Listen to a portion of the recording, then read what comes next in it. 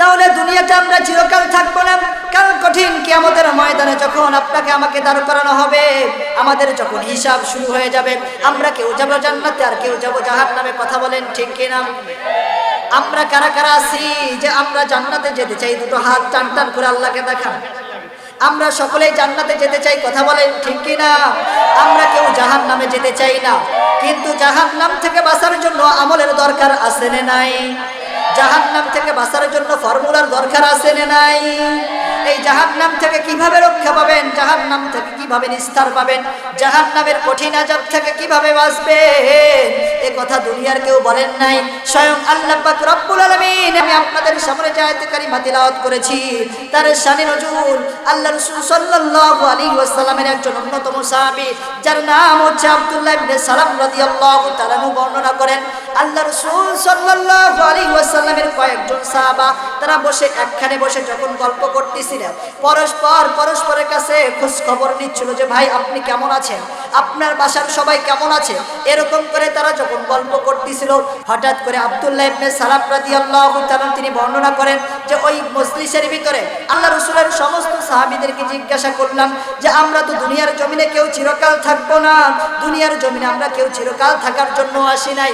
আমরা যে দুনিয়া থেকে চলে যাব, আমরা জান্নাতে যাব, এই জান্নাতে যাওয়ার জন্য আমাদের একটা আমলের দরকার, এই জান্নাতে যাওয়ার জন্য এমন একটি ফর্মুলার দরকার। ও আল্লাহর নবীর সাহাবীরা, তোমরা কি কেউ জানো নাকি, তোমরা কি কেউ শুনেছো নাকি যে আল্লাহ রাসূল কখনো বলেছে যে এই পৃথিবীর জমিনে কোন আমল করলেই সরাসরি জান্নাতে যাওয়া যাবে? এমন কোন আমলের সন্ধান তোমরা কি জানো নাকি? আল্লাহ রাসূল সাল্লাল্লাহু আলাইহি ওয়াসাল্লামের সাহাবীরা তারা একে অপরের দিকে তাকাচ্ছে, একে আরেকজনকে জিজ্ঞাসা করতেছে, না না এরকম আমলের সন্ধান তো আমরা জানি না। তার কারণ আমরা প্রতিদিন নামাজ আদায় করি কি করি না?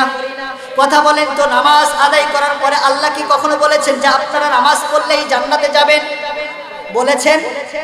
আল্লাহ রাসূল সাল্লাল্লাহু আলাইহি ওয়াসাল্লামের সাহাবীরা প্রত্যেকটি বছর যখন ঘুরিয়ে আসতো, প্রত্যেকটি বছরের হিসাব নিকাশ করার পরে আমরা যাকাত দেই কি দেই না?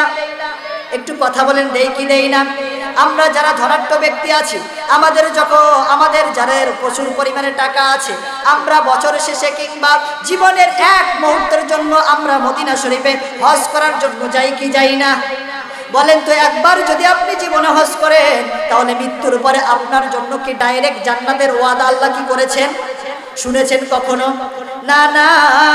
আপনি নামাজ পড়েন, রোজা করেন, হজ দেন, যাকাত আদায় করেন, আপনি ইসলামের সমস্ত কাজ করেন, কিন্তু এমন একটি আমলের সন্ধান দিয়ে যাব বাবাজি, এমন একটি আমলের কথা বলবো যে আমলটা করলেই সরাসরি জান্নাতে যাওয়া যাবে। বলেন সুবহানাল্লাহ।